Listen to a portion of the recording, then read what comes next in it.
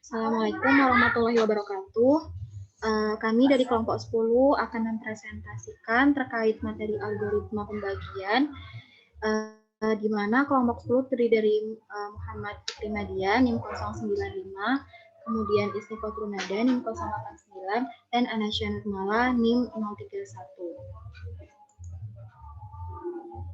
Selanjutnya akan dijelaskan oleh rekan saya.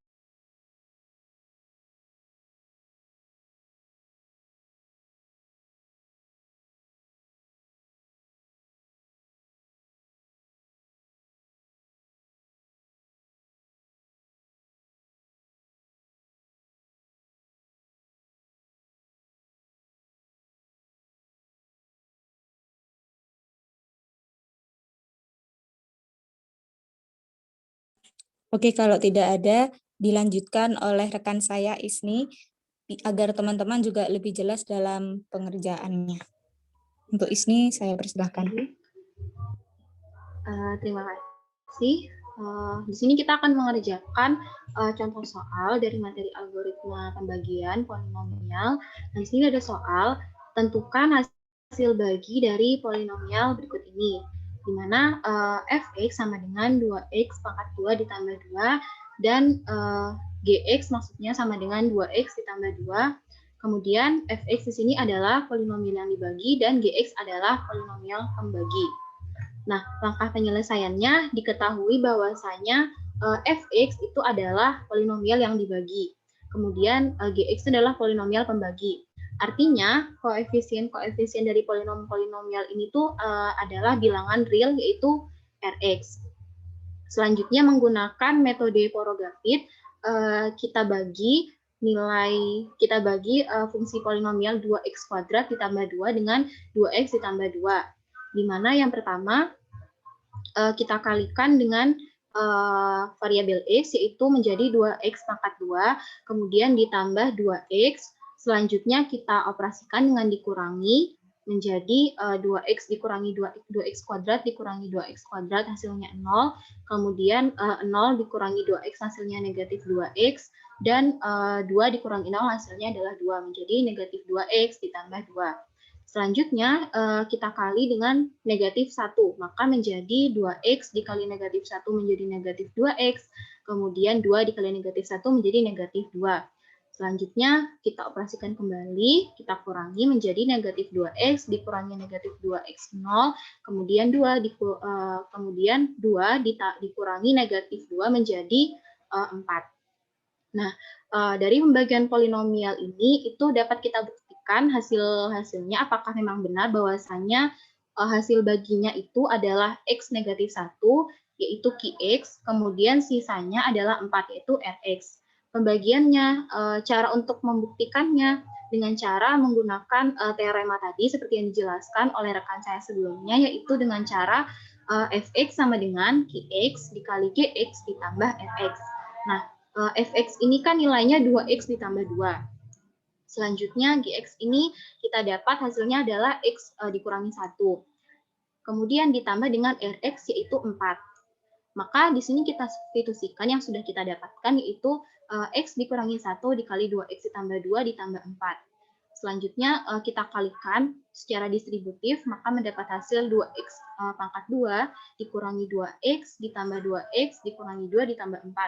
Dan hasilnya adalah 2x pangkat 2 ditambah 2. Maka dari sini terbukti bahwasanya hasil bagi dari 2x kuadrat ditambah 2 dibagi 2x ditambah 2 adalah x dikurangi 1 dengan sisa 4.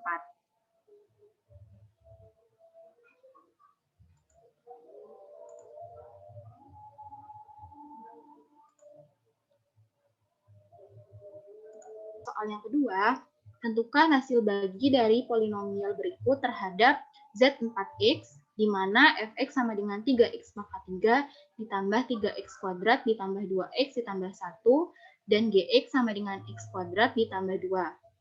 Kemudian sama seperti sebelumnya, di sini fx adalah polinomial yang dibagi dalam Z4X, yaitu dalam bilangan bulat modulo 4, kemudian gx adalah polinom pembagi dalam bilangan bulat modulo 4. Artinya dari sini kan Z4X berarti dia itu adalah bilangan bulat yang memiliki dalam modulo 4.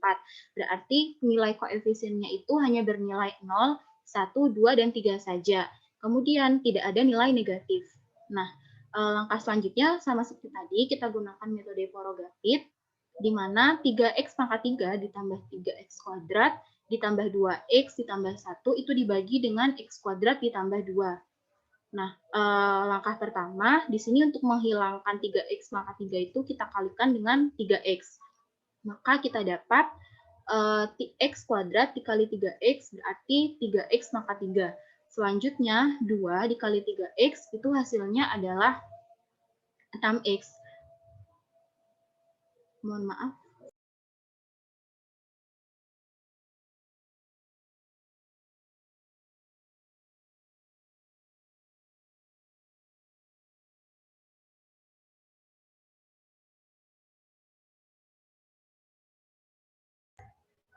Ya, lanjut. Selanjutnya 2 dikali 3X ini adalah 6X. Nah, 6X lantas kenapa di sini adalah 2X? Karena di sini itu adalah dalam bilangan bulat modulo 4, maka nilai 6 di sini berarti adalah 2, maka menjadi 2X. Nah, selanjutnya kita operasikan, kita kurangi, maka 3X pangkat 3 dikurangi 3X pangkat 3 menjadi 0. Selanjutnya 3X pangkat 2 dikurangi 0 menjadi 3X pangkat 2, dan 2X dikurangi 2X menjadi 0, selanjutnya ditambah 1. Nah, langkah selanjutnya untuk menghilangkan 3X kuadrat, kita kalikan dengan 3. Maka menjadi 3X kuadrat, kemudian ditambah dengan 2 dikali 3, 6. Sama seperti sebelumnya, nilai 6 dalam modulo 4 itu adalah 2. Maka kita operasikan 1 dikurangi dengan 2, 1 dikurangi dengan 2 itu kan hasilnya negatif 1. Sedangkan dalam bilangan bulat modulo 4 ini tidak boleh ada nilai negatif. Sehingga nilai 1 ini dalam modulo 4 itu kan sama dengan 5.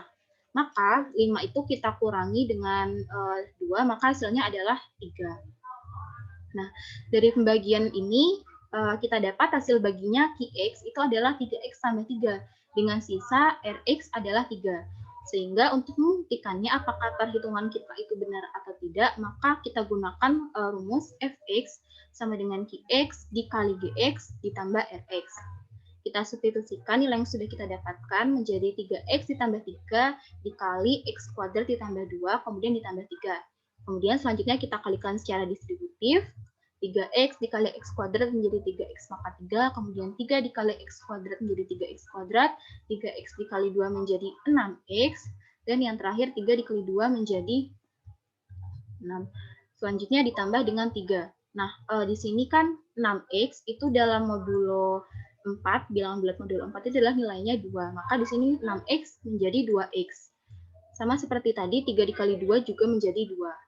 Maka terbukti bahwasanya pembagian hasil bagi dari 3X pangkat 3 ditambah 3X kuadrat ditambah 2X ditambah 1 dibagi dengan X kuadrat ditambah 2 itu hasil baginya adalah 3X ditambah 3, kemudian sisanya adalah 3.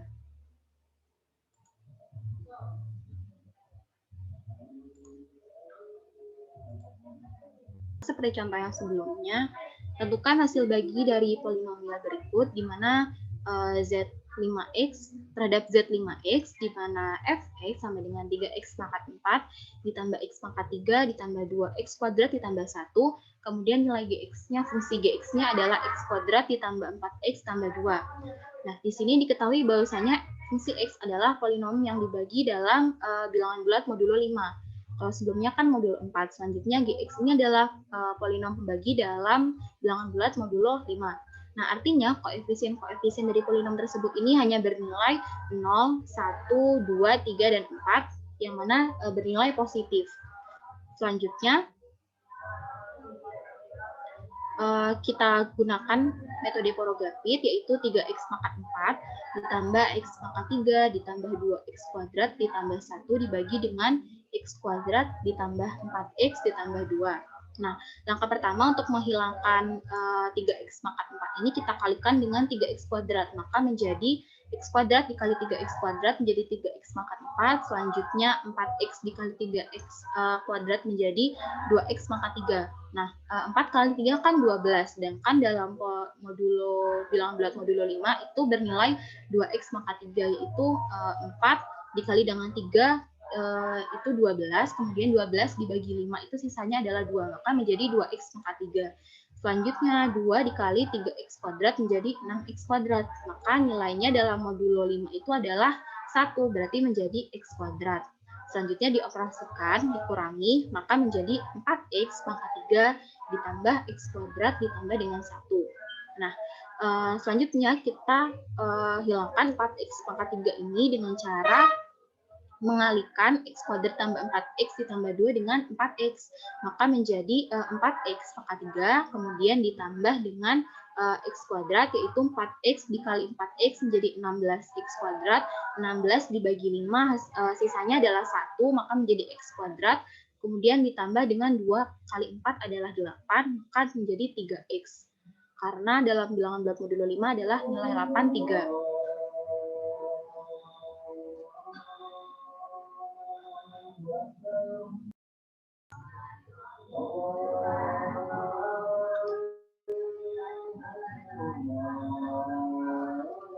Di 4X pangkat 3 ditambah X kuadrat ditambah 1 untuk menolakkan nilai 4X. Selanjutnya kita kalikan dengan 4X, maka X kuadrat dikali 4X menjadi 4X pangkat 3. Selanjutnya 4X dikali 4X menjadi 16X kuadrat menjadi 1 dalam modulo 5, bilangan bulat modulo 5. Selanjutnya 2 dikali 4X adalah 8X, maka menjadi 3X. Nah, dari sini 4X dikurangi 4X 0, kemudian X kuadrat dikurangi X kuadrat 0, dan 3X itu kan berarti 0 dikurangi 3X. Nah, karena tidak boleh hasilnya adalah bilangan negatif, maka nilai 0 itu dalam modulo 5, bilangan bulat modulo 5 itu sama dengan 5. Maka 5 itu dikurangi dengan 5X dikurangi dengan 3X, maka menjadi 2X.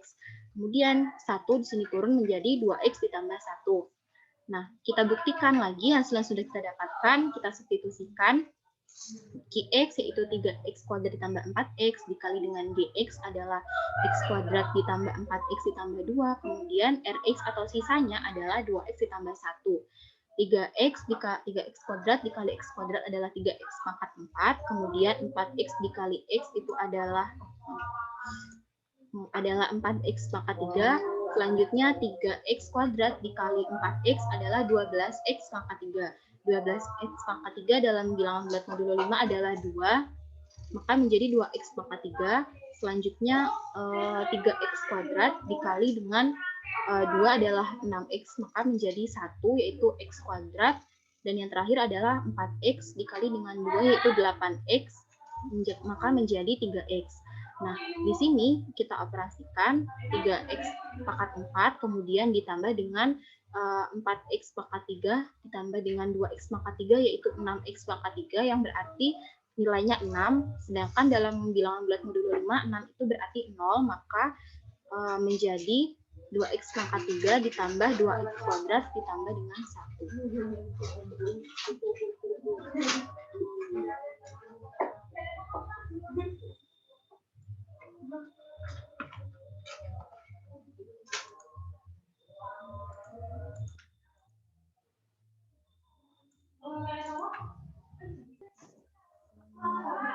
Mohon maaf sebelumnya ini salah ketik ya. Ini 4X pangkat 3 ditambah dengan 2X pangkat 3 itu kan 6X pangkat 3. 6X pangkat 3 berarti 1, berarti dia X pangkat 3. Di sini berarti, mohon maaf saya coret. Di sini berarti X pangkat 3, kemudian X kuadrat tambah X kuadrat adalah 2X kuadrat ditambah dengan 1.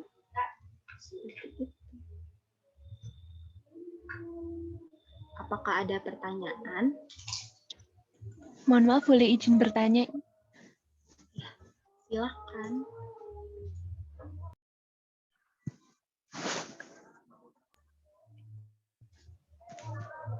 Halo, apa suara saya? Oh ya, iya silahkan. Tidak. mau tanya yang di bagian RX itu, nyari RX itu berarti tidak harus sampai tidak ada variabelnya ya? Kalau lihat di soal ini. Oh, kalau misalnya dari soal ini kan sudah tidak memungkinkan lagi ya untuk menghilangkan variabel X-nya ya. Oh, Karena syaratnya kan itu bilangan bulat. Ya, mana? Berarti sampai variabel X-nya itu nggak bisa dibagi sama pangkat tertinggi pembaginya ya? Bagaimana? Bisa diulang? RX itu, ketemu RX itu sampai variabel tertinggi yang ada di RX itu nggak bisa dibagi sama variabel tertinggi yang sama pangkat variabel tertinggi yang ada di pembagi. Itu enggak? Yang ada di pembagi berarti pangkat 2. Iya. Harus berbagi ingatkan aku ya nanti jam. Itu Tempat saya ramai tadi. sepahamku ya, sampai RX itu berarti sampai pangkatnya itu pangkat variabel tertinggi, pangkat tertinggi variabelnya itu lebih kecil dari pangkat tertinggi variabel pembaginya. Apakah gitu ya, Is? Ini dari variabel pembaginya. Mohon maaf, anu boleh menjawab ya? Oh iya. Iya. Iya, jadi sesuai dengan tadi itu, jadi RX itu derajatnya lebih kecil dari GX atau pembaginya. Oh iya ya. Berarti nggak harus sampai ada, maksudnya nggak harus sampai hilang variabelnya. Iya betul gitu ya. Iya. Oh iya, terima kasih. Terima kasih Bapak. Terima kasih Lintang. Apakah ada pertanyaan lagi?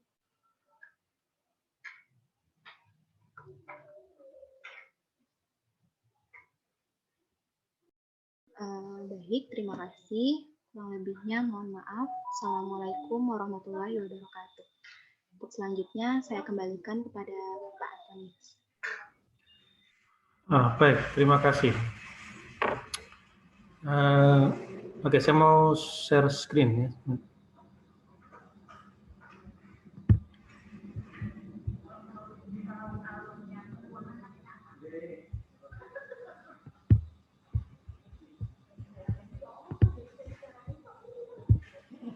Ya, baik. Dalam algoritma pembagian pada polinom ini kita akan mengingat karena akan analog gitu ya dengan algoritma pembagian bilangan bulat. Kalau misalkan kita dalam algoritma, kalau Anda masih ingat algoritma pembagian bilangan bulat,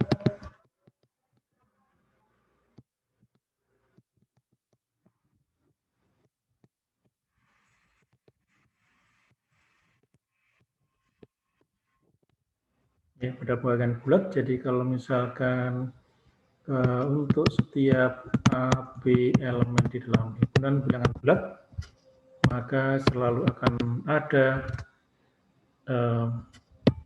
I dan R yang juga di dalam bilangan bulat ya, sedemikian hingga A itu akan sama dengan Q dikalikan dengan B ditambah dengan R ya.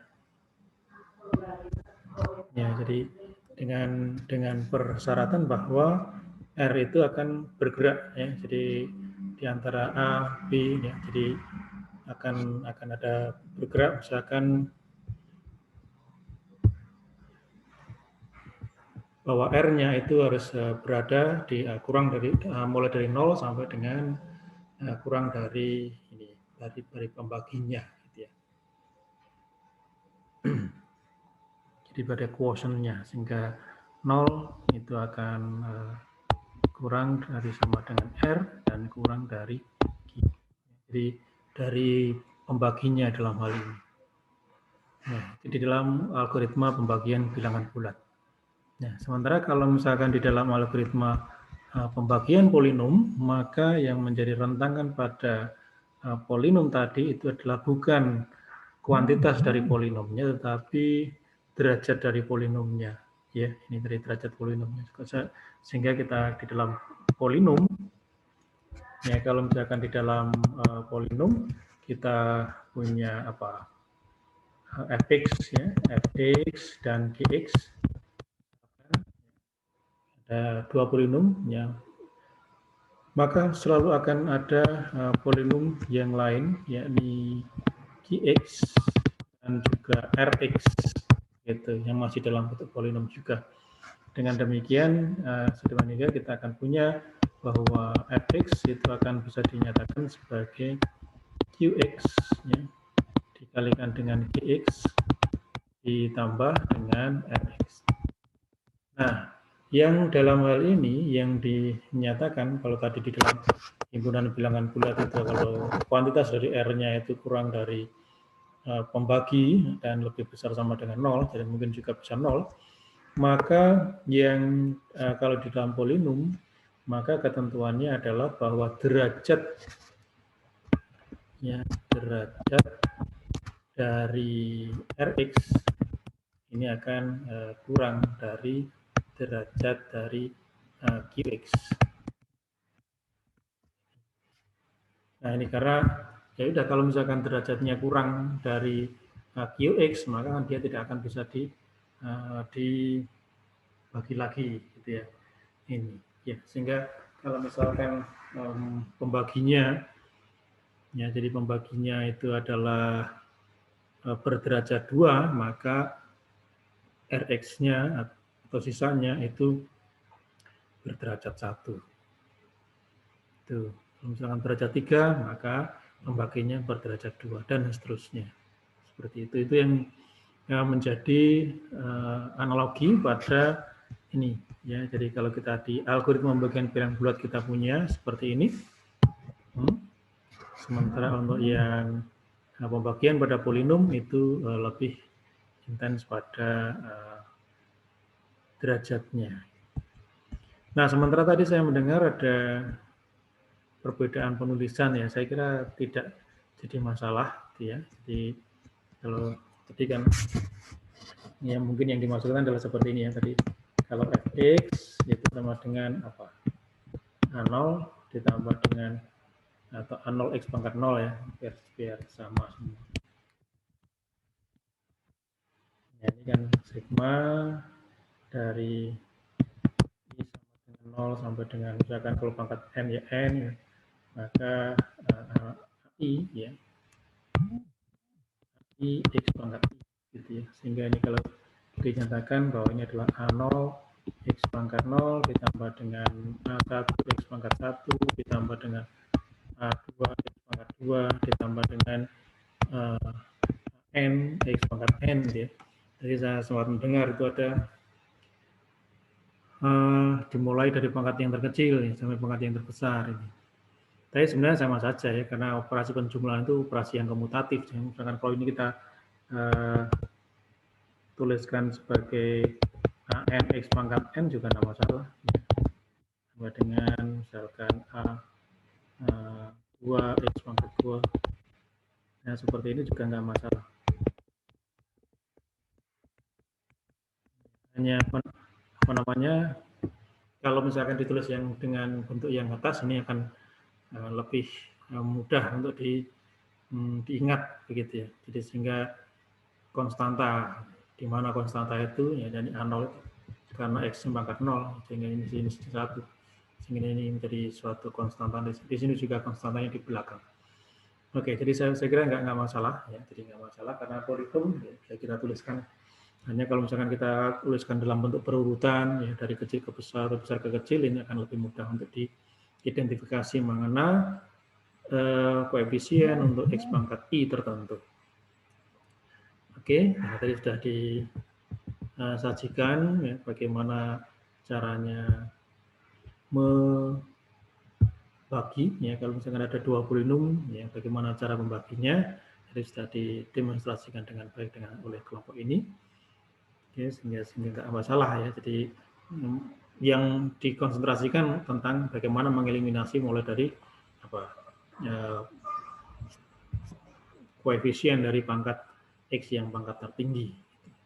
Nah, sampai nanti pangkat rendah sampai nanti menghasilkan suatu sisa yang tidak bisa dibagi oleh pembaginya. Ya berarti sisa yang berderajat lebih sedikit, lebih kecil daripada derajat dari polinom pembagi.